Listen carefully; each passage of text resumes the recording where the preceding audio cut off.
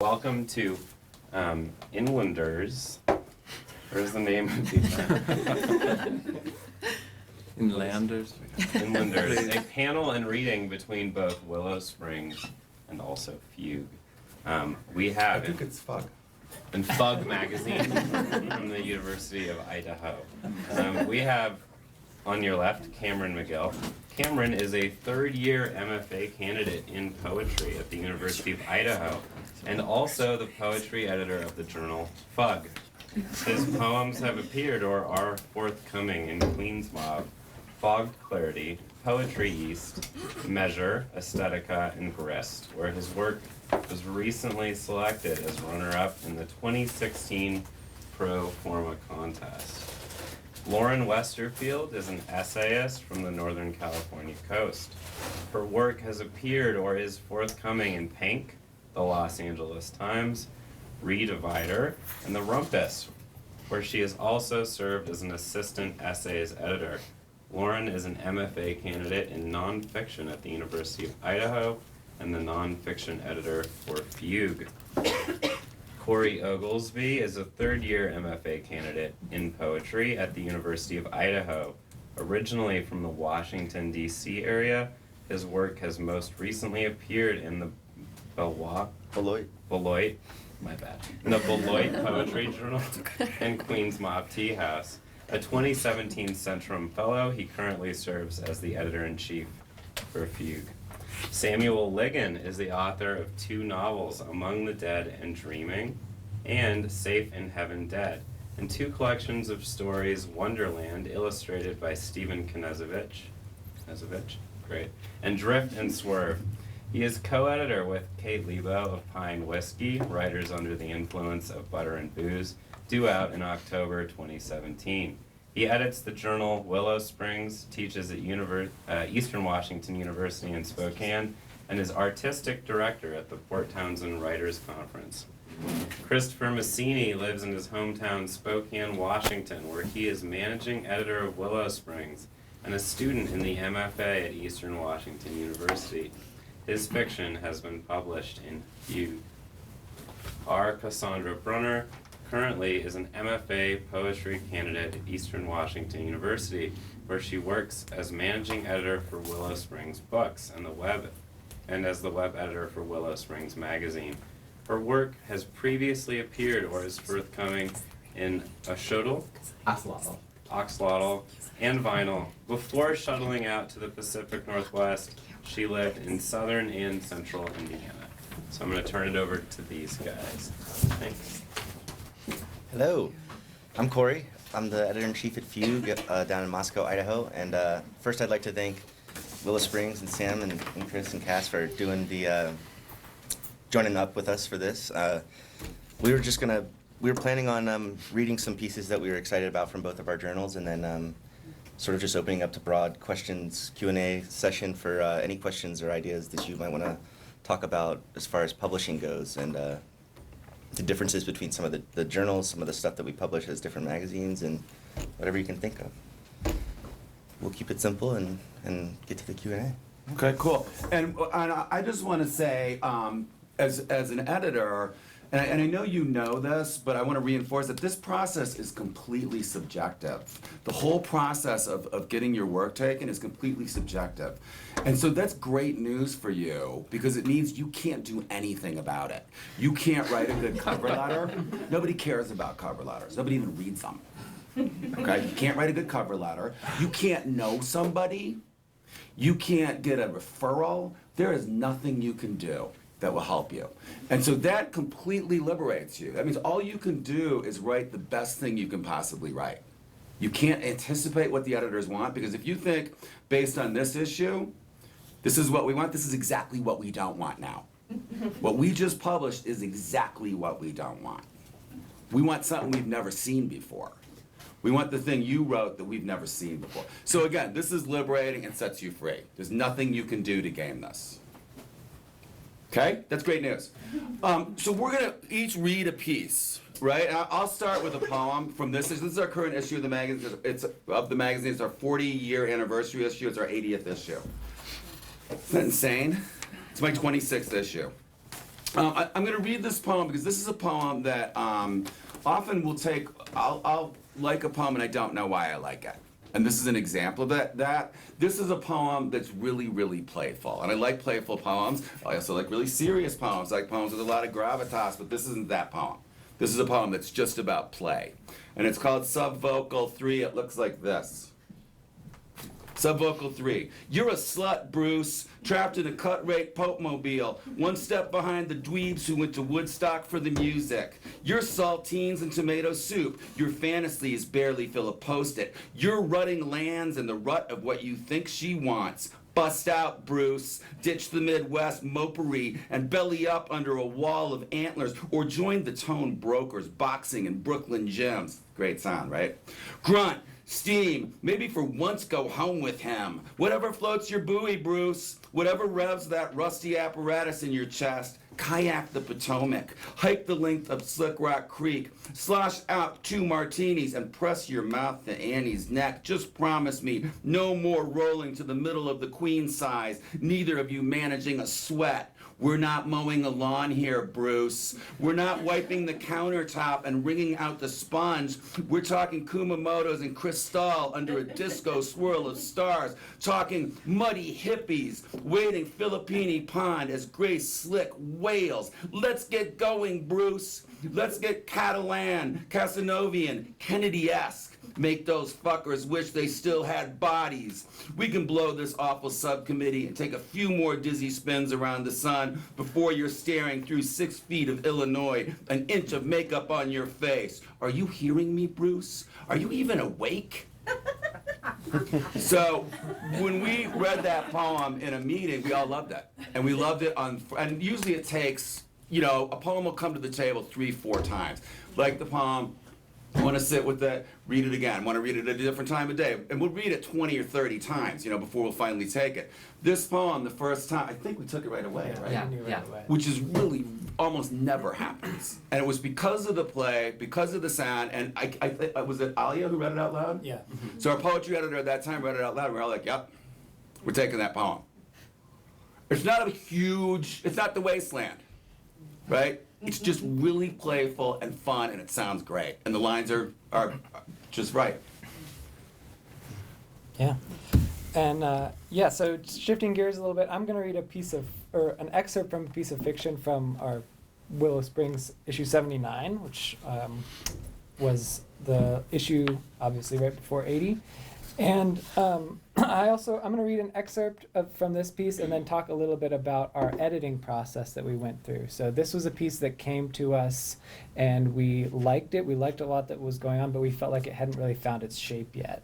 And it's a collage piece. It jumps around a lot in time, and it was super ambitious in terms of scope. So it was a tough piece to pull off, but we loved it, but we felt like it wasn't quite there. So we went back to the author and we said, we love this piece, but these are the things we think could work on. So I'm going to talk a little bit more about that after I read an excerpt.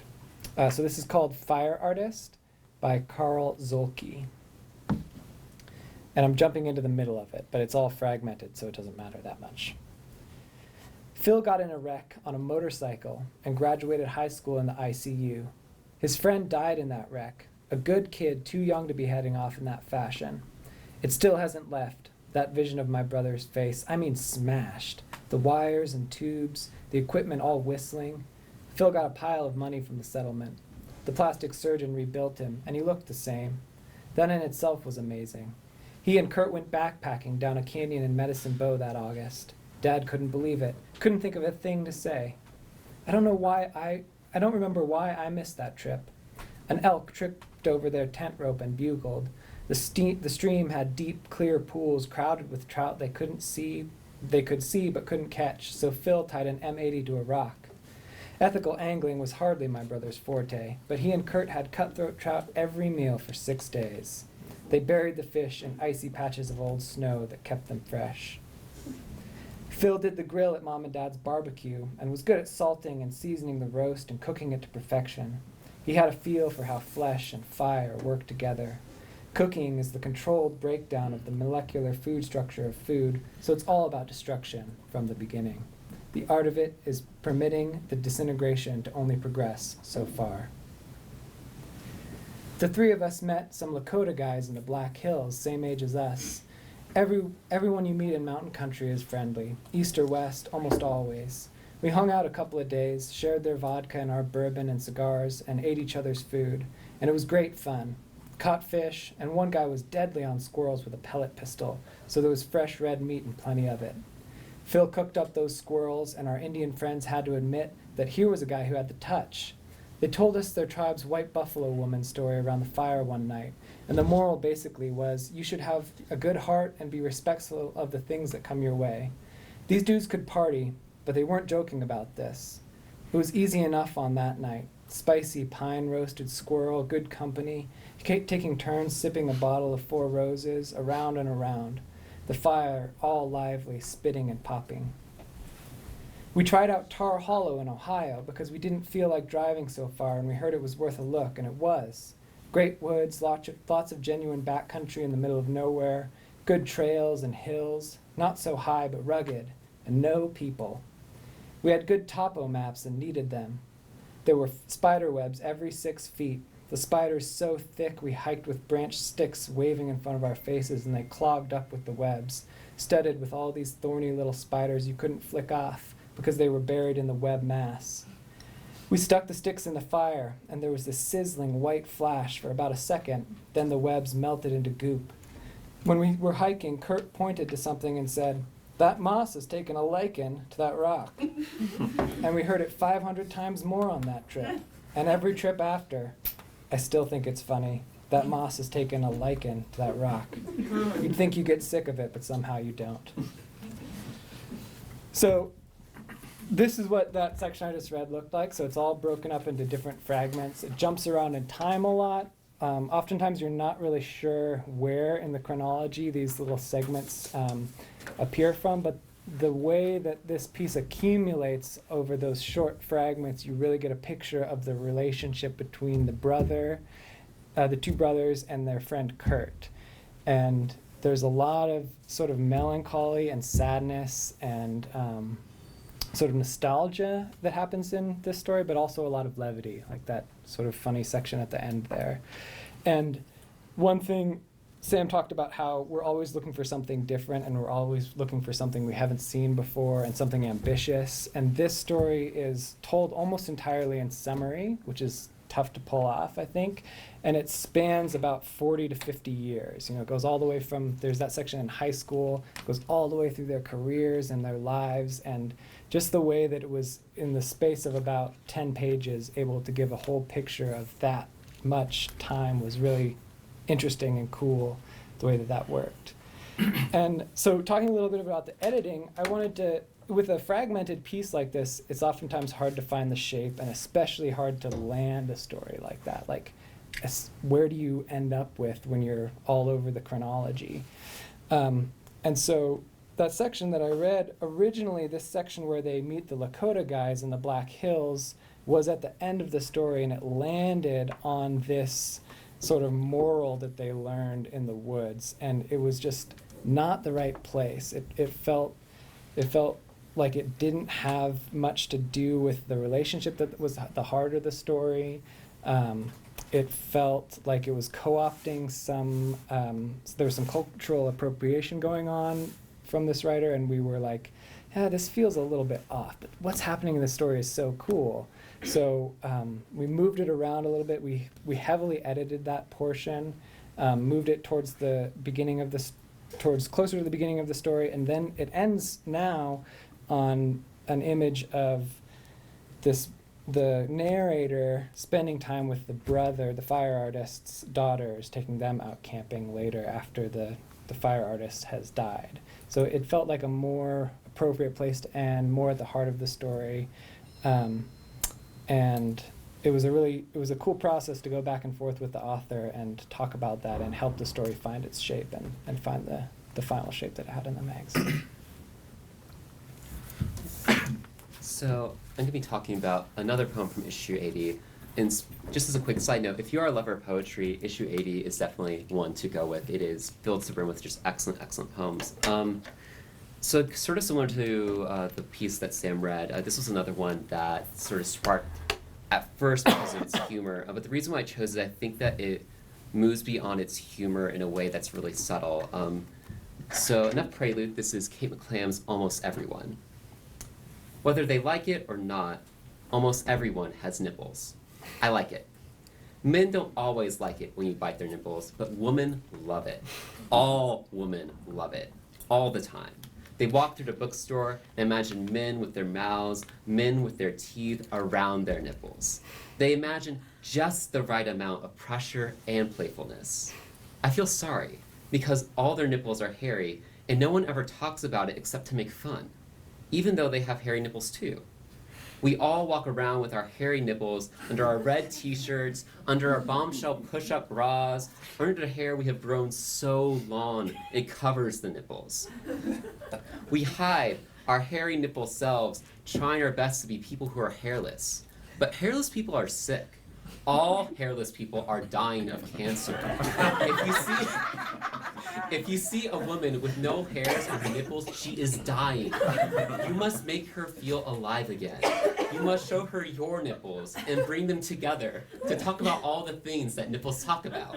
Fashion, politics, joie de vivre. They'll agree.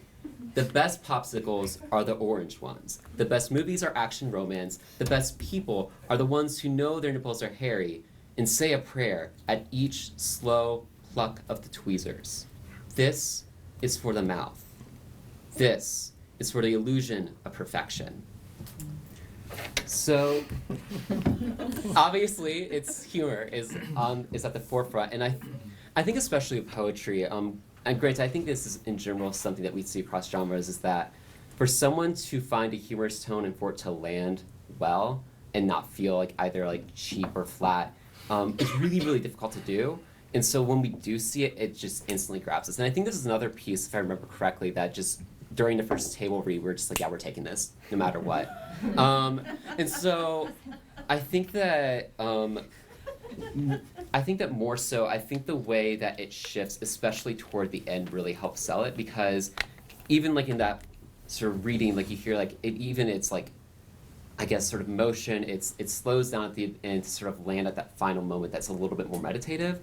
And I think that's what helps it transcend just being about nipples. Granted, that would also be okay, I guess.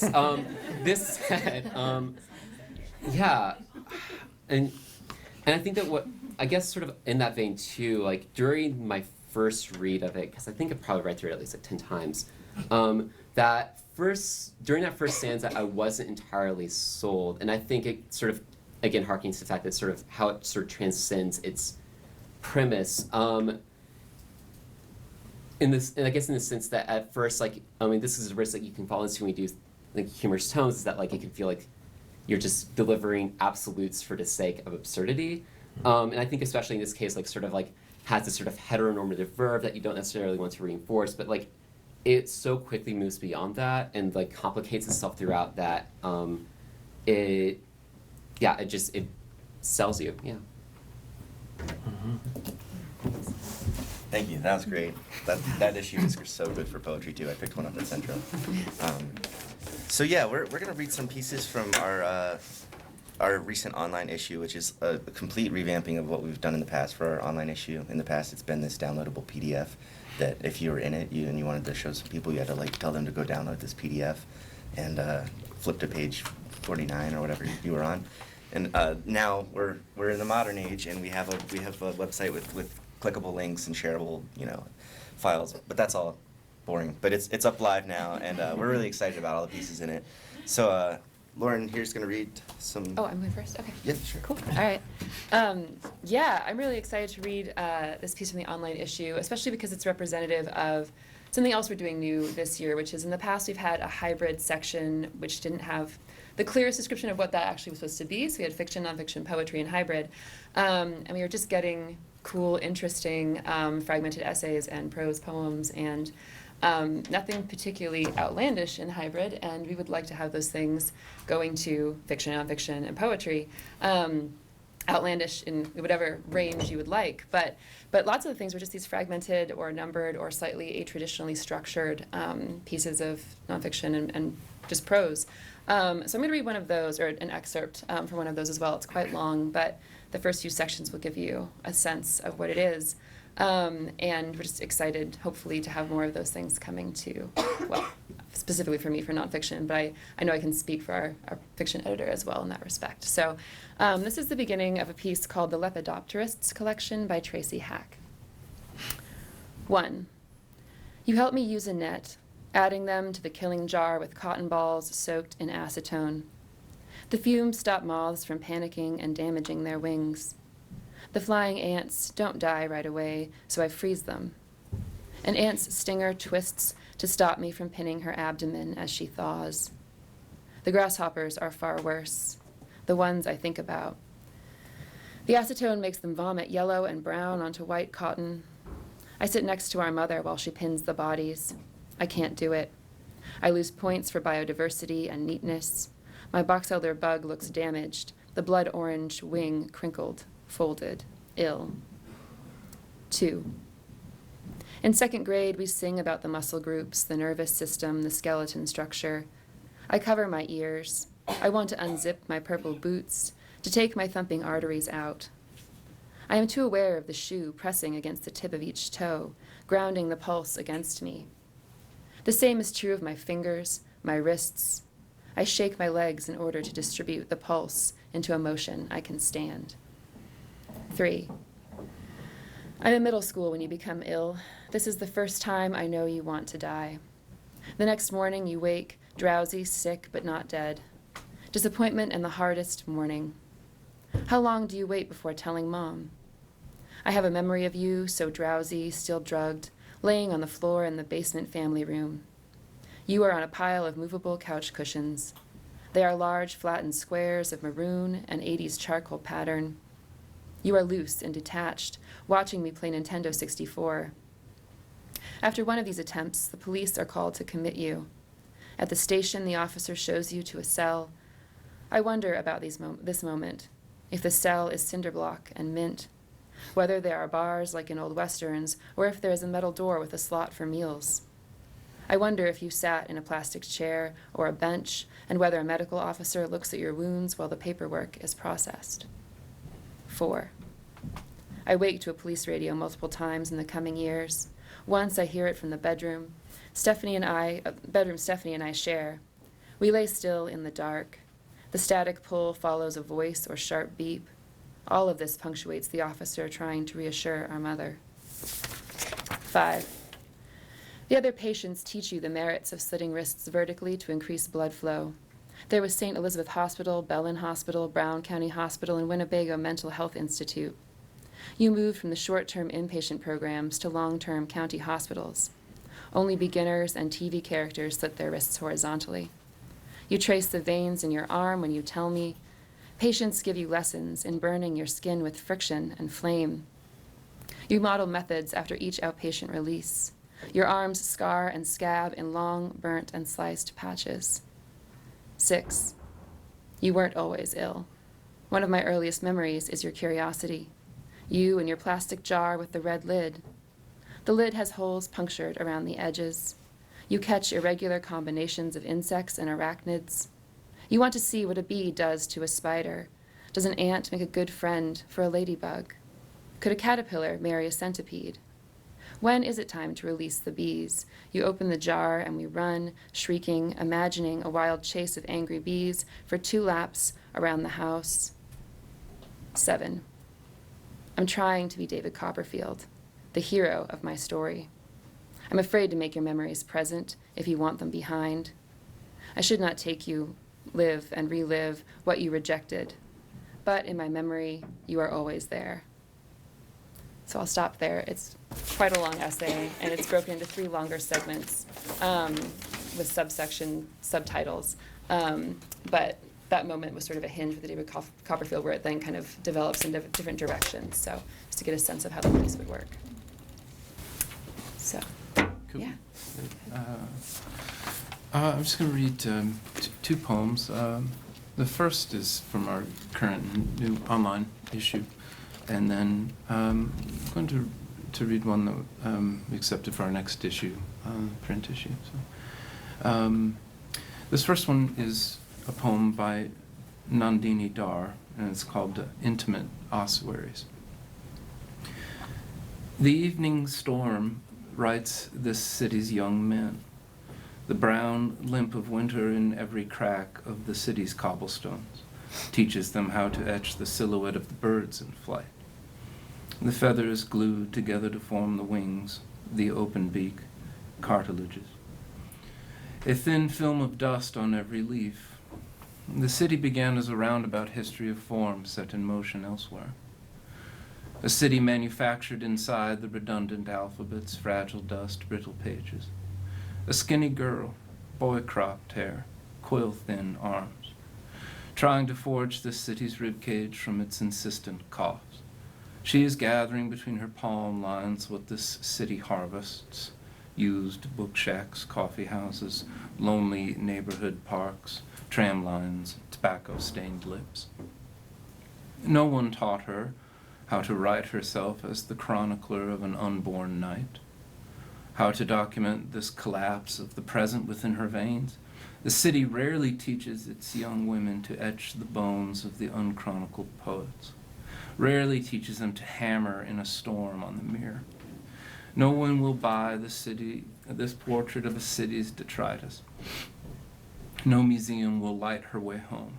She barns her collectibles inside the marrow of her bones, illustrates them with tomato crimson petals.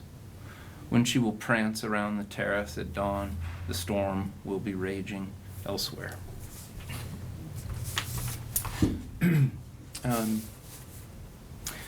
Had a pleasure of meeting this next author at the Centrum Port Townsend Writers Conference this summer, which is one of the great aspects of those types of events. You meet new folks, you talk to them, hear them read, and say, send us some poems, and sometimes they do, and then sometimes they're really good. So this is a Laura Dunn piece called Vantal.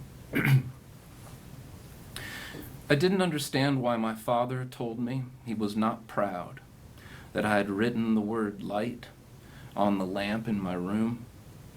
Light now in curtains, through branches shifting as cars pass us, light not in his eyes, silver with glaucoma. It covers them like forgetting, light in other people's homes, as through the crib slats where my son lies watching us. I didn't tell my father, not then, nor now, that I also wrote on the bed, the chair, and radio. Every item in my childhood room, now gone, once had a secret name. As reason for calling me Vandal at the time, he said, a child owns nothing. I was proud. I can't explain it. As I learned to write, it seemed strange to me to reserve it for paper, where it did not seem like it could survive. I say to my son now, what do you see? Yellow light pencils through the window as the sun is slowly covered by a far hill where it is already night. As the light goes, it passes on my son's hands. They close as if we could keep it. So will be forthcoming in our next issue, but yeah.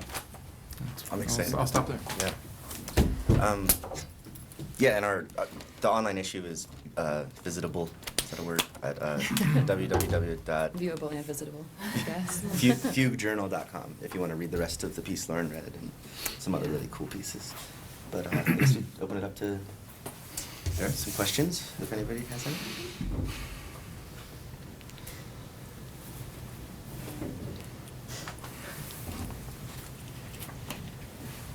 Could you guys talk about, so with Fire Artist, you took the piece knowing that it would have to have some edits, and I guess if you could talk, either journal could talk a little bit about that process, like how when you read something that you like, but you want to edit it, like you could say that about a lot of things, and I mean, you We could always workshop- edit prose. Yeah. So any piece of prose that comes into the magazine gets edited. Poetry typically, and this is true in some places don't, many places don't edit anymore. They acquire work and that's it. We edit. But poetry is harder to edit, and editors should use a much lighter hand with poets. And so typically, we're not going to touch it. We might make a suggestion on a title, or we might have a problem with a word in the last line, but typically, we're not going to take it conditionally based on an edit. We're not going to say, hey, we're going to take this if you do this. And we're not going to assume with a poet that we're going to do an edit. But with prose, we always do an edit. And sometimes it's heavy. This was not a conditional acceptance. Fire Artist, we didn't go to the author and say, hey, we're going to take this if you do this. Sometimes we do that. But we don't like to do that, and we try not to do it because it feels bad. So we're more likely not to take a piece if it needs a heavy developmental edit. But we do edit. And the thing I say to the prose writers when I always talk to them on the phone before we begin the process, and I say, hey, I love this piece, and this is what I love about it, blah, blah, blah. Want to talk to you about the editing process. We're going to do 3 rounds of edits. And the first one's going to be the heaviest one. And I just want you to know that you're going to be in control of this process all the way through. Everything I'm saying to you is a suggestion. I don't want you to ever feel like you've lost control of the work. Have you all read Lish's edit of Carver in The New Yorker? So it's a great edit of what we talk about when we talk about love. And of course, Lish wrote the last great line of that story, which is completely unethical as an editor. So Lish actually made that story better. But there's also correspondence between Lish and Carver in that issue of The New Yorker, which you can read online.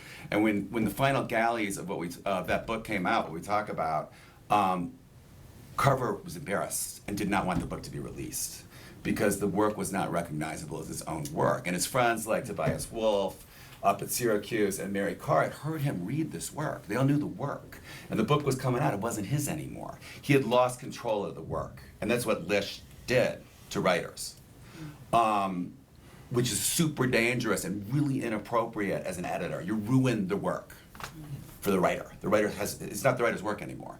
So the thing I do as an editor always is I want to meet the work on its own terms, and I want the writer to feel like she always has complete control of the work. We do take things conditionally sometimes, and when we do that, we say, hey, we love this piece, and we're wondering if you would consider cutting the first 3 stanzas. Or we're wondering if you would consider blah, blah, blah. And if they say, no, I would not consider that, we say, okay, cool. And that's kind of the end of the discussion. But that, again, that's going to be 5%, 10% of what we take. I wanted to add with prose, and especially with a piece like Fire Artist that was fragmented, we oftentimes have several editors that will sort of each do their own edit on the piece. And so, like I got a copy of Fire Artist and I moved things around and I tried to find a shape for it and I cut things and I played with it a little bit, and Sam did the same thing and a couple of our other editors did the same thing, and then we all kind of come together, and so each of us has ideas of what might improve the piece and what might not. And like Sam said, all of us are trying to approach it with that sensitivity that this is the author's work and we want to be true to their vision of what they're trying to do as best as we understand it. And a good editor, the writer won't notice that. So what I say to the writer, I send 2 copies of the manuscript. One says clean and one says markup. I'm always like, read the clean one first to see what you missed, and then look at the markup to see what I did. What they typically say is, I didn't notice the edit. And I'm like, great. Because I'm just cutting out noise. All I'm trying to do is cut noise. And I might cut, I'm typically going to cut about 10%, maybe 15% of prose. Just cutting noise. And usually the writer doesn't notice it. And that's the greatest compliment to me as an editor, because I didn't see it, I didn't notice it. It's great. We don't really do that. No, it's really interesting to hear the process in that sense, though, because our whole sort of format does work a little bit differently as well, in the sense that we have, both Karen and myself have been nonfiction and poetry editors respectively for the last year and this year. We've developed our reader kind of communities and our associate editorships a bit more as a sort of team, like a genre-focused team, and we do a lot of our read-throughs and our selections in that sense, and then talk to our editor-in-chief about final choices from there. So I know for us with prose, I have done some light editing on, I think, the last few pieces I've accepted. Usually, though, there's like myself and my associate editor and our readers will all be reading a piece and we'll just like love it and everyone loves it and we go around and talk about what we love about it, and then try and push ourselves to ask some questions of do we love it enough to take it? Yes, okay, then what maybe does anything need to be clarified? Does it need to be edited to work, or is it kind of cool to just let this fly because we all read it and loved it, and as opposed to being like, I liked it, but the beginning was a little and the ending wasn't quite right, and maybe it ends on the second to last paragraph, and sometimes we take stuff with sort of similar to what you said about like conditional, if maybe you consider ending it before the actual ending, like maybe 2 sentences early or something. But usually it's more of a very light hand communication between myself and the author, for clarification and maybe a little bit of trimming, than anything more dramatic than that, in my experience so far. I'm not sure, what do you do with edits, Cam? I mean, I haven't done a whole lot of them with the poems. Usually it will be, if I've started to find a few things that are falling flat, then I just kind of will move to the next piece. Yeah. I've recently accepted one where I do have some, because I really like the scope of the piece overall, and I think the smaller edits are worth doing and just aiding the piece a bit more. But it's not something I've historically done a whole lot of with poems. I just kind of, if they don't feel like they're hitting the note or the tenor that they seem to want to be hitting, then I feel like it's something that still needs to be worked on, I guess. But yeah, I've got a few where I think in this next round I will be doing it, so that's interesting. It's new, a little bit new territory for me on that front, but Yeah. I would be encouraged if somebody got in touch with me and said, like, I like this poem overall. I think there's a few things you can do, without rewriting the whole thing that seem like it could help the piece. I'd like getting that call, I guess. So I've been thinking about it from that point of view. Yeah, I think just to sort of add to that a little bit, I don't think we've done much in the way of conditional acceptances so much as we'll say, we love this, we'd like to take it, and maybe talk to you a little bit about the transition between the first section and the second section and how that ends or connects to the ending. And then if they say that sounds great, then it's sort of, it's an automatic conversation. Or more likely if something looks like it would take more work than, like that the author, feel like the author should be sort of kickstarting that, we might send a very personal, very encouraging rejection that is, we'd love to see this again with, X, Y, and Z may be considered if you're interested, and, we'll remember you, we'll flag this, we'd love to look at it again. So that's usually more the process for me, for prose. I'm not sure about our fiction process, but. I have a question.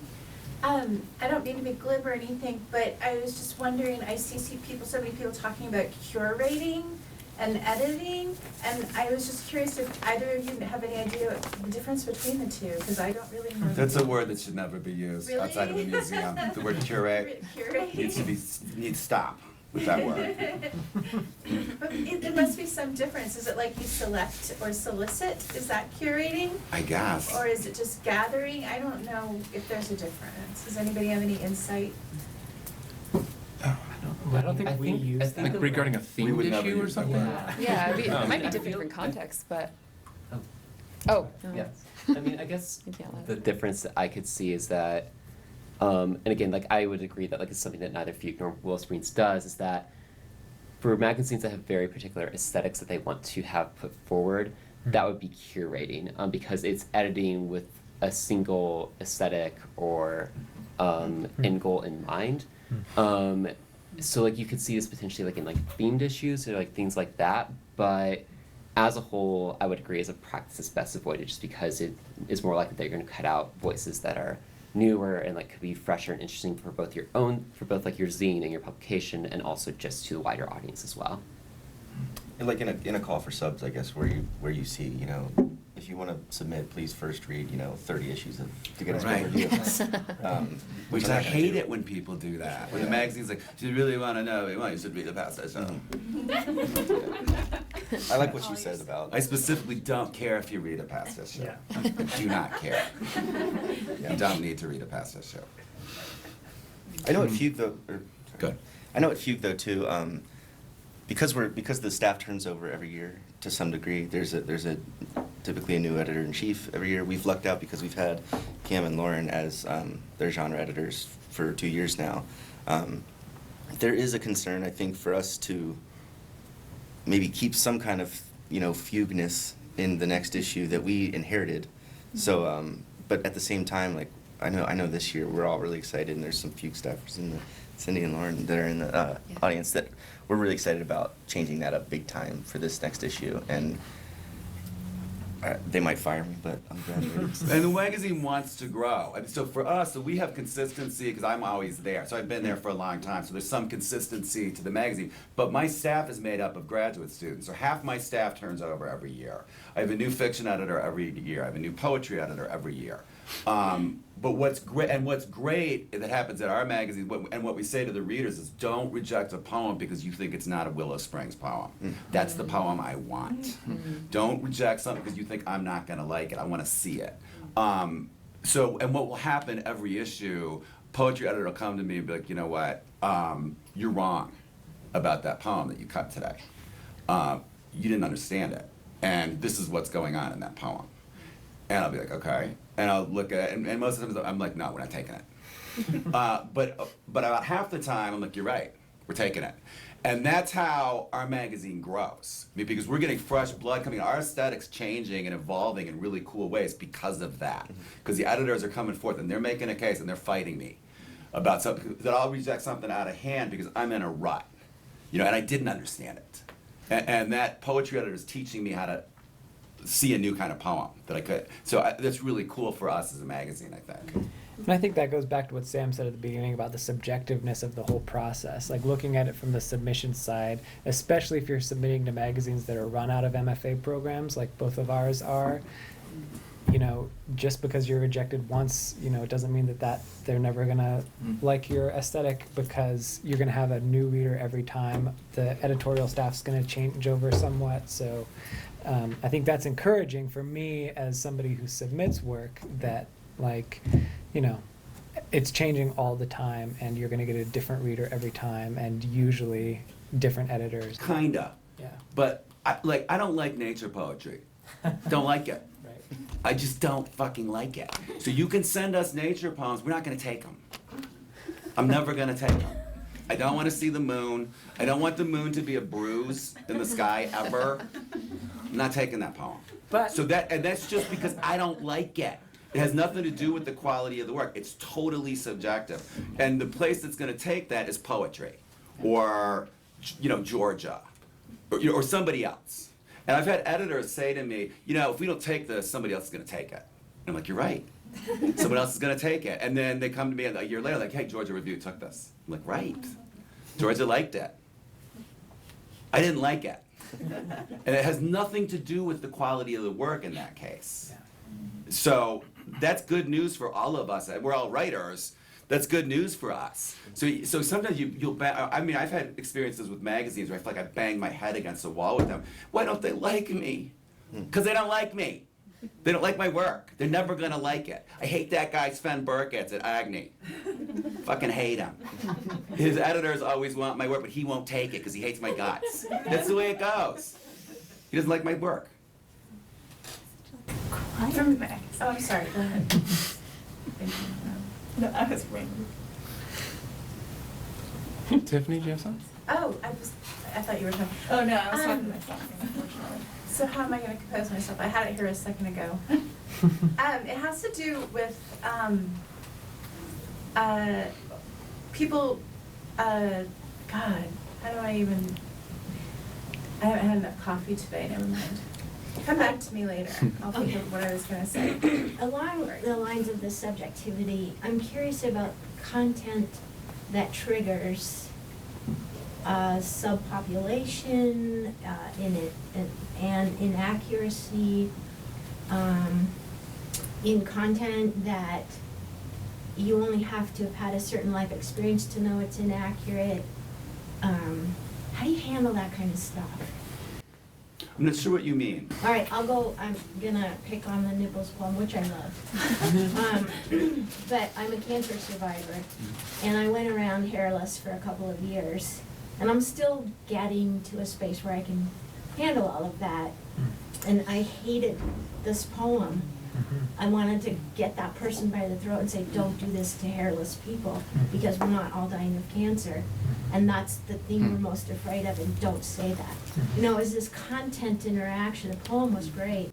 But the poet clearly doesn't think that. I mean, that was ironic in the poem. Well, listen to what he said. Or Well, but I think that was a joke. I mean, that was ironic.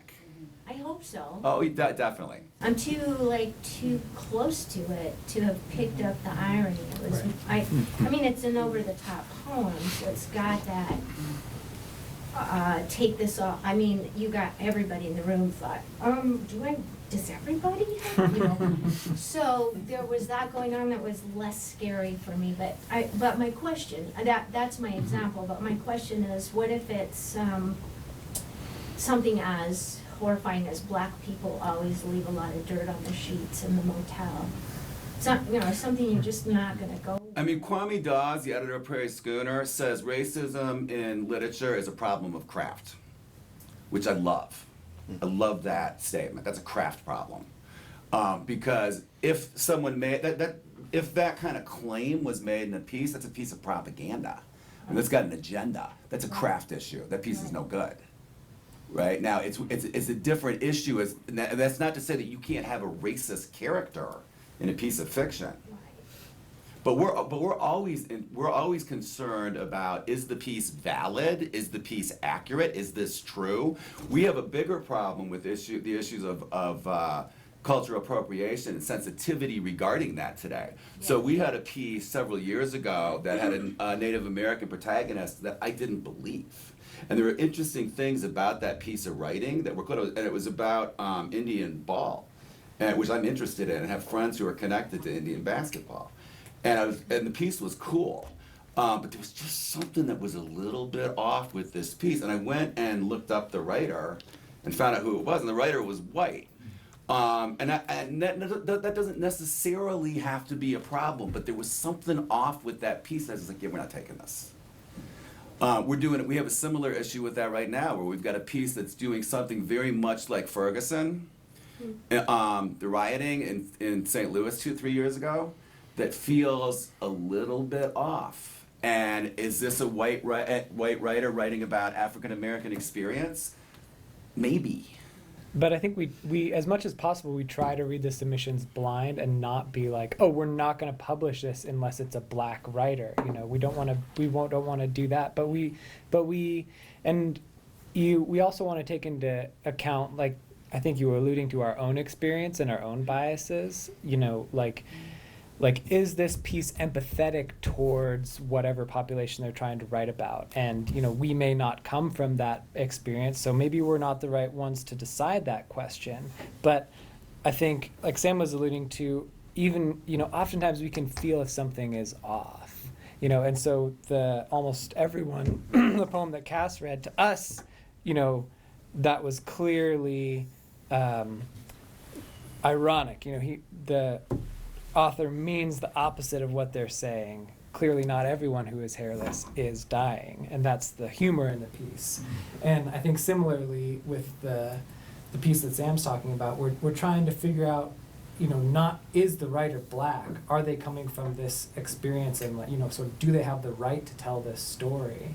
But are they telling this story from a place of empathy, and are they getting the story right? And before we could talk about the story, the first comment in the room was, this is cultural appropriation. Matt, can you say what you said in that meeting?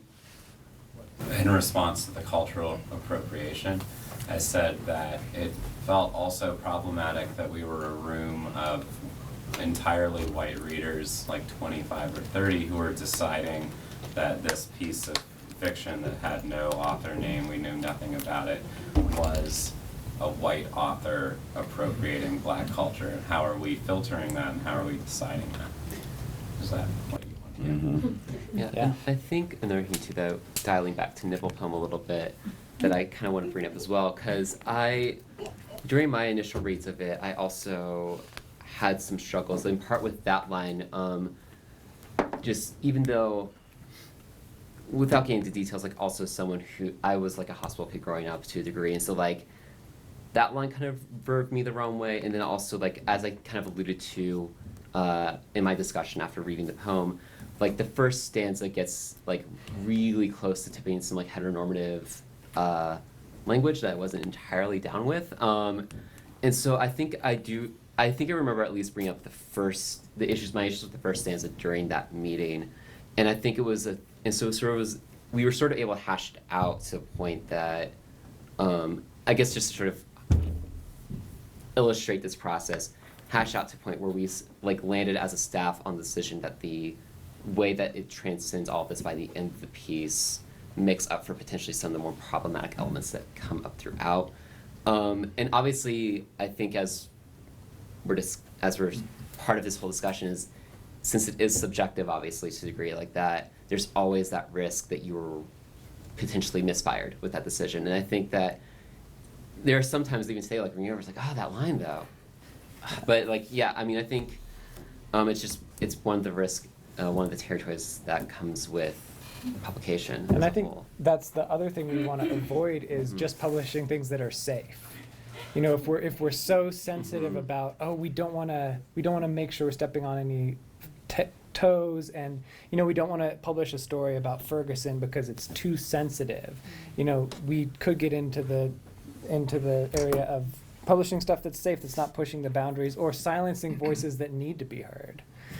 So I think that's something to take into account too. Yeah, I think the poem kind of did its work too, because one of my reactions was, I gotta write a poem about this. Yeah. Response? Yeah. Yeah. Could you talk a little bit about how, when you do table reads, because Sam, you're reading at the beginning with so much voice to it, I mean, that really brought it alive, but you can't know the voice right on shoot, can you? I mean, I think you can. I mean, and this poem's got a lot of clues about how to read it. It teaches you how to read it right on the page, as any good poem does. We read, we deal in packets of 30 to 40 poems at a time. So that's what's going to come to the table. And of those 30 to 40, in a meeting, we'll probably read, 15? Yeah. Okay, 15, 20? We'll Yeah. usually read poems that we are even remotely interested in. We want to hear them out loud. We want to hear what the music is doing. We want to hear how it sounds in the room. And some of the people don't read it as well. Yeah. That happens. Because a different reader is going to read each poem. We're all going to read. But that won't knock the poem off the table. But often when we do hear a poem read, because I'm always interested in the music of the poem.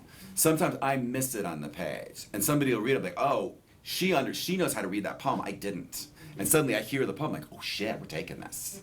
Or I have the problem too as a proser. I'd be like, I don't get it. What's it about? What's it mean? And it took me a long time for the poets to train me. They'd be like, shut the fuck up. It means that sound is what it means. You got to stop acting like a fiction writer. And that was really liberating for me. So I love being being an editor of poetry, because it's not my field, and I've learned so much about it from the poets. Can I ask you a question about this? Actually, with the table reads, does someone ever like read a poem and people are kind of like, have someone else read it, we'll hear it again, just to get like different. It'll happen the different next cadence? time. Okay. So I'm like, okay, we're holding that. We're holding that poem, and we're going to hold them. We hold a lot of poems. So, Yeah. but then the next time, if I think someone didn't read it well, I make sure someone reads it who Got it. is going to read it well. Don't have any poems out to you. I'm just curious. Yeah. We take about 1/10 of 1% of our fiction submissions, so about 1 in 1,000. It's really, really hard to get published. You know, I mean, the thing that we're all involved in, it's almost impossible. It's insane, right? Poetry, I think we take even less. Nonfiction, better. Much, much better. It's easier to publish nonfiction than it is to publish fiction or poetry. So it's almost impossible. That's the bad news. The good news is a lot of the stuff we get is bad. And I'm sure it's true for these guys too. We got a lot of bad stuff. So that's the good news. Yeah, and I think a lot of people in this room have worked for or read for or interned for a magazine, and I have learned so much as a grad student interning and working at Willow Springs. So if you can volunteer for a literary magazine, because you'll learn what Sam said. You'll read, and you'll realize that your writing is a lot better than 80% of what is being submitted to magazines. Which increases your odds to 1 in 100. Right? But the other thing you'll see if you're working for a magazine, everybody's talking about the moon as a fucking bruise right now. I gotta stop doing that. Why am I doing that? Because you're in the zeitgeist. You're doing it because that just happens. We do that. And when you work for a magazine, you start to see trends. So there's a certain kind of braided essay that I'm just incredibly sick of right now because it's not done well. We've got a lot of really strong braided essays that have come out in the last 5 years. So everyone's writing braided essays, and a lot of them are bad because they get the form, but the work that they're doing isn't really arising. So the form isn't coming out of the work. They're just applying the form, and you see that if you work for a magazine. We've had that a lot too, actually, and it's been really interesting as a conversation because we didn't used to get as much of that in nonfiction. And I do want to say really quickly too about both our the way the editing is working and the way we're kind of trying to develop this editor and associate editor relationship is at least for nonfiction, we're also trying to do it as sort of a devil's advocate within the group. So I definitely, my personal aesthetic leans towards some more lyric and fragmented, and my associate editor is really loves narrative, traditional narrative nonfiction, and we like to have an argument. And so if I love something, or Lauren's gonna love this and I hate it, then that's a fun part of the conversation. We want our readers to have a debate and work through it, and I've been enjoying that a lot. But I think we've been in the past getting much more straight narrative nonfiction all the time, to the point where we'd get something fragmented like this piece that I read an excerpt from, and it was oh, I want this so badly because I want to publish something like this. But then that comes down to that question of not addressing the work, and then we have to address the work, and very frequently the form doesn't quite cut it too. So it's an interesting, I don't know if that's something that you run into with poetry, but. I think with some of the new little blips we've done on the pages for the kinds of things we're looking for, which I think was something new for us in terms of the kinds of poems or language that gives an idea of the kind of gamble we're looking for in the work. I think we're going to be seeing some new types of forms, and some of the stuff that was going to hybrid, I think, and really at the end of the day was just exciting poetry that was going to hybrid, and so I'm happy to have those. Yeah, I don't know. Yeah. Those are interesting questions. Is there a question over here? Oh, I was going to ask if you've gotten any Eclipse poems yet. And how many? I just read one. I cannot see them. And I cannot look directly at them either. So they're impossible to read, and I will not accept them. One thing that I always worry about, so we get thousands of submissions. I read hundreds. So I'm always worried about what work is slipping through the cracks, right? And work's going to slip through the cracks. Work slips through the cracks. It will. And so that's another thing to be aware of. I don't know if you've had the experience when you've maybe I have this experience always at AWP. Where I'll be walking around like, really? I look at a table and I've seen some 12-year-old girl at the table. You rejected me? Are you kidding me? I mean, I'm doing that crazy bitter writer thing at that moment, which is really satisfying. And so I think that is another thing to be aware of. Sometimes the work's going to slip through the cracks. Just keep sending it out. Send it somewhere else. The word used to be that you couldn't simultaneously submit, which was complete bullshit. Agents could, but you couldn't, which meant that the magazines had all the power, and they would sit on your work for 18 months, and then they would reject it with a form rejection. Today, very few people say no simultaneous submissions. Because they can't, because of how we've moved into online submission processes.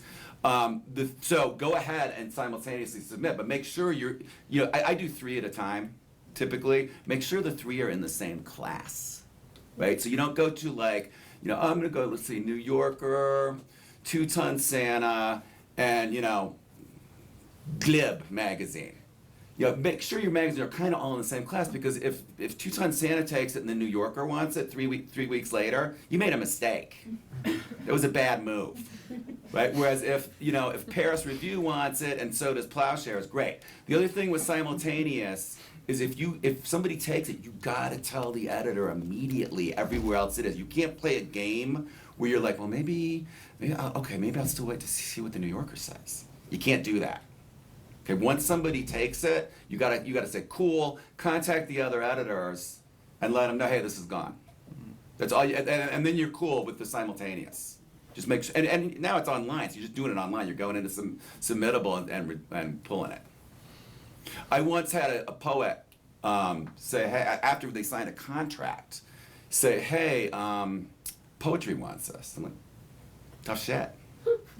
You know, are you kidding? Yeah, yes, we already took it.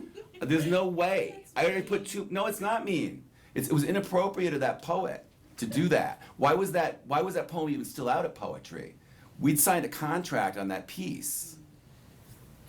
I'm gonna let it go. No. We put too much time into it. Once we get to a place where we've taken it, we've put a huge amount of time into it. Now, the first thing we ask when we take it, hey, is it still available? And sometimes we'll get to think, oh, you know what, I got taken last night. Like, really? I immediately hate that writer. And I'm gonna be aware of what that writer just did. Really am. Like, because a piece of prose, I probably put 15 hours, maybe 20 hours into that piece before I contact the writer. And if they let me know in the middle, hey, this got taken and I've not done anything, cool, great, congratulations, fantastic. But if I've gone all the way with it and they didn't tell me it was taken elsewhere, bad behavior. Do you have a question? Yes. Given that the spirit that sort of rules this process is one of subjectivity, how should we sort of, what sort of inner posture should we seek towards this impossible process, and why should we do it at all? Right. I mean, we all do it because we have to, right? I mean, we do it because we have to, and we get the encouragement. Everyone knows there's three levels of rejection, right? And this is true of almost every magazine in the country. First rejection is a form rejection. Thank you for your blah, blah, blah. Best of luck. Right? That means don't ever send to us again. We have Especially no if it says interest. dear writer instead of even your name. But it's going to come out of a database, so it's probably going to say your name. It's going to name the piece, but it's going to say best of luck, and it means don't ever send to us again. We hate your guts. We don't like this piece. Two, the next level of rejection is also a form letter, but it says, hey, we're not going to take this, but we liked it. Please send us something else. When you get please send us something else, that's a big deal. And no editor is asking for you to send something else unless they really, really want you to send it. They like you. They like your work. They want to see more work by you. That is not a lie. No editor is begging for more work to come in. So when you get that form rejection, I know it's a form rejection. We all deal with this, but that's good news. It means yeah, they're into it. Send them something else. Go send them something else right now. They want to read you. Third one is personal. It's a personal email. Hey, dear so-and-so, I really like this piece. Will you send something directly to me? Send me 3 pieces right now. I'm into it. And if you get that, boom, go. You better send your best piece. Don't be like, I'm going to save this one for the New Yorker. I'm going to send this one that no one really wants. Don't ever do that, right? You got to send the best thing you have, or you'll be like, yeah, I don't know about these. If you don't care, that's okay. But if you care, send them your best piece. Once the editor comes to you.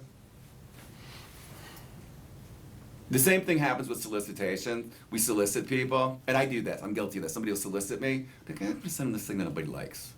Because they solicited me, I'm thinking they're going to take it. Most of what I solicit, I don't take. So I'm soliciting people. I'm like, hey, will you send me something? They send me, yeah, I don't want it. It's not good enough. So I do that to my friends.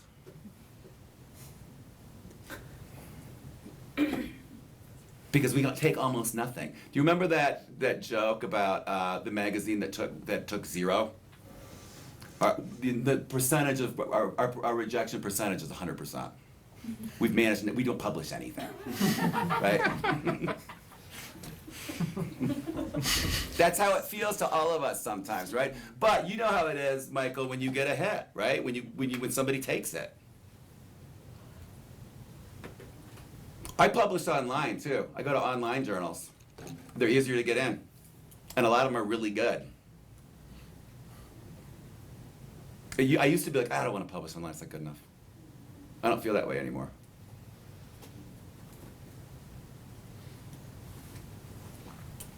Other questions? are we doing? Time? I don't know. 3:35. I think how late are we going? Devin, do you have any words of wisdom as a poet? No. I think that's the point, right? No, I mean, I have an interesting case because I don't publish in journals anymore. I mean, the piece you took for me was the last thing I put in a journal. I solicited Devin. But I'm not, but it's not connected, well, it's sort of, well, we can talk about this at the next session. Following this, please attend.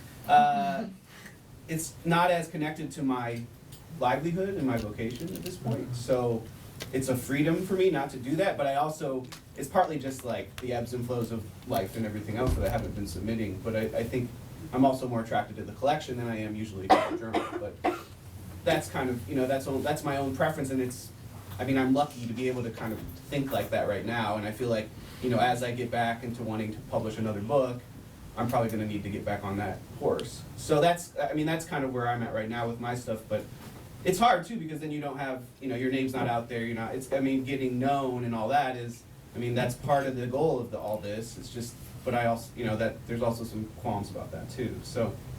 But then I don't wanna be an Idaho hermit, so there's a lot of different things to think about.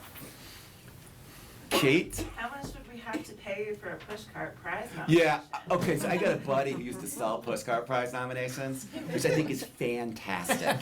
He was like, okay, $500, I'll nominate you for a postcard prize.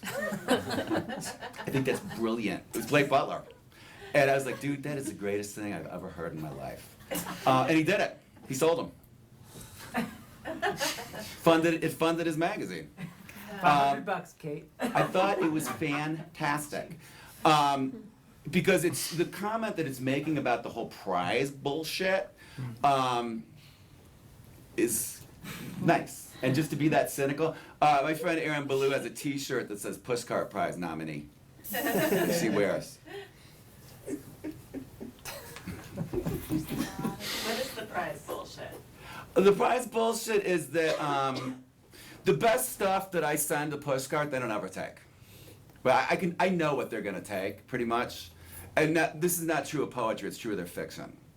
I don't think they typically, I think they're too narrow in what they do. And yet they have a huge amount of stats. To us as writers, we think, wow, that's really big. And it is really big. But it's also completely subjective. It's really one guy at Pushcart. Poetry's different there because he's got a panel, he's got a bunch of poets. So I'll send him killer stuff that I know he's not gonna take. Why So, do we care? huh? Why do we care? Because we think it is, because we add it to our name, right? Yeah. Get a better bio. Pushcart Prize winner. Or you could get the shirt. Yeah, but that's nominee. The thing about saying that you're a nominee, remember my friend who sold those? Yeah. Okay? We get some, just reading cover letters, we get so many cover letters of pushcarts. When people say they were It's like- nominated for a Pushcart Prize, I was like, well, Yeah. what other prizes did you not win? Right. Did you not get a Pulitzer too? How about an NBA? Did you not get a National Book Award? Did you not get a Booker Prize? What else didn't you get? Well, it's like who nominated you, like Right, that's more like important. any Yeah. little journal can They never nominate. say who nominated. Yeah, so don't tell people that you're a nominee. You can only say if you won. Sorry. I don't know if the ones that Blake sold, if they ever won. I don't think they did. So if that might be a moneymaker if anyone's interested in starting a magazine. Yeah. Maybe you could call it Pushcart Prize nominees. How big of a circulation do you have to get into? No, nothing. And maybe what you could do is just give it to the highest bidder, Yeah. right? We're opening up submissions to the bidding process, right? Whoever gets the highest bid is we're nominating you. We're publishing you. And we're publishing you and we're nominating you. Publishers for the eBay. highest bidder. We're doing that now. The eBay section of the magazine. So I want to just go back to what we said at the beginning. The good news is you can't do anything about it. And the reason that's good news is because all you can do is write to what you want to write. All you can do is follow your vision. And that's what ultimately is going to make your writing good. I know I've before tried to when I was much younger, I did try to anticipate what a magazine would want. I thought I could deliver a story that would be, and of course I couldn't. You know, all I could do finally was write the best thing I could write, and that's what you can do too. And and I think somebody said, don't assume, Chris said, don't assume that that magazine doesn't like you. You don't know what they want. And do try Paris Review, and do go to Tin House. Absolutely, go to McSweeney's. The odds there are 1 in 40,000, 1 in 25,000. Do it anyway, because someone's getting in. Who was the poet at Idaho, Bob's poet, who got into New Yorker? Oh, the Sistina, the 6-word Sistina. That was before our time. She wrote it in class. So you wrote it in class for Bob Wrigley. Mm-hmm. Poem got picked up by the New Yorker. What were the 6 words? She wrote directly to the editor, though. Mm-hmm. Did she? Uh-huh.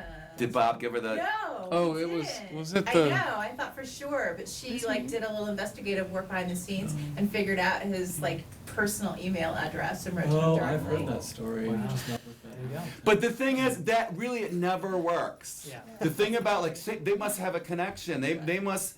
Oh, really? It just doesn't work. And so again, I reject my friends. I reject the people I ask for work all the time. Because at the end of the day, we have to fall in love with the piece to publish it. That's the only thing that'll work. I'm sure it's true for you guys too. We just had something like this happen. A friend of mine who went to George Mason when I came to Idaho to start an MFA. I remember his work vaguely. He was a nonfiction writer, and it was so cool when I was reconnected with him. I was like, send me some stuff, we're working a fugue now. And he's like, right on it. And he sent it to me, and I was like, oh, man. I'm new to all of this, and it was my first experience kind of being like, well, here, Lauren. Yeah, that's not my job. The one thing you can look at, that you should know about, is to what degree does the magazine publish unsolicited work? So one thing I hate narrative. I hate that magazine, that online presence, because I think it's a scam. Because they charge a lot to read, and it's all solicited. What they publish is almost all solicited. And I think that's unethical, and I think it's immoral. So what we do is we don't ever want to publish more than 50% solicited work. And we'd like to publish maybe 25% solicited. By solicited, I mean, it means I'm asking somebody for work. I'm going to, Laura Kosishki and saying, hey, so would you send me 6 poems? Because she knows I love her work, and I do love it. Or I'm going to whoever, a big famous poet, and asking for their work. I never want that to be more than half of what we publish. We want to take at least half from out of the slush. Blind submissions. So when you're saying that connections don't matter, you're saying that connections don't matter if the magazine is committed to not being an insider's club. Right, right. Don't have that commitment. Right, but connections also don't matter in that most of the work I solicit I don't take. So even though I'm going to solicit Laura Kosishki, I won't take it if I don't like it. But she's also a big famous poet.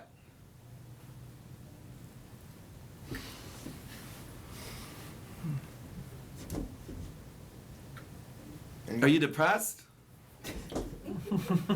Don't be depressed. This is good.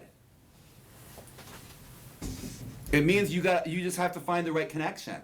And it happens. Happens all the time. And there's tons of great magazines. That's the other good thing. There's tons of great places. And most of the submissions are bad, and yours are probably good.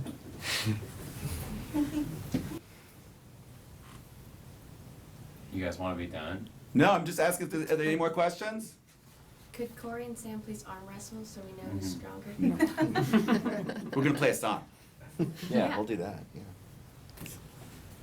All right, thanks y'all for coming.